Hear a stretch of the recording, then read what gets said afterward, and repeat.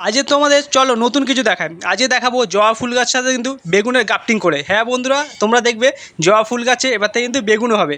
তার জন্য আমি ধরো বেগুনের ডাল একটা কেটে নিয়েছি, দেখতে পাচ্ছ সুন্দর দেখে কিন্তু আমি এই ডালটা কেটে নিয়েছি অল্প একটু।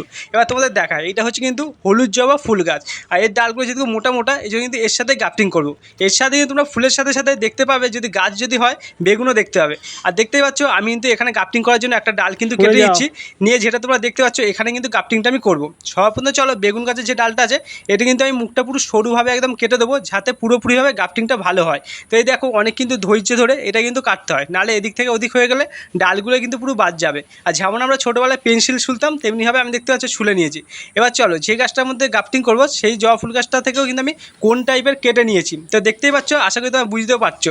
এবার চলো এই ডালটা বেগুন গাছের ডালটা ঢুকিয়ে ভালো করে কিন্তু টেপ দিয়ে মুড়ে দিতে হবে, যাতে না একটুও কিন্তু জল ঢোকে, এর মধ্যে জল ঢুকলে আর হবে না।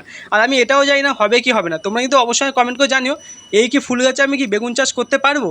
এই দেখো আমার গ্রাফটিং করা কিন্তু হয়ে গেছে কমপ্লিট। তো চলো আপাতত আজ ভিডিওটা আমি এখানেই শেষ করলাম। আর তোমরা অবশ্যই কমেন্ট করে জানিও এর মধ্যে বেগুন হবে নাকি। আর যাদের ভিডিওটা ভালো লাগলো অবশ্যই লাইক করো, আর নতুন একটা সাবস্ক্রাইব।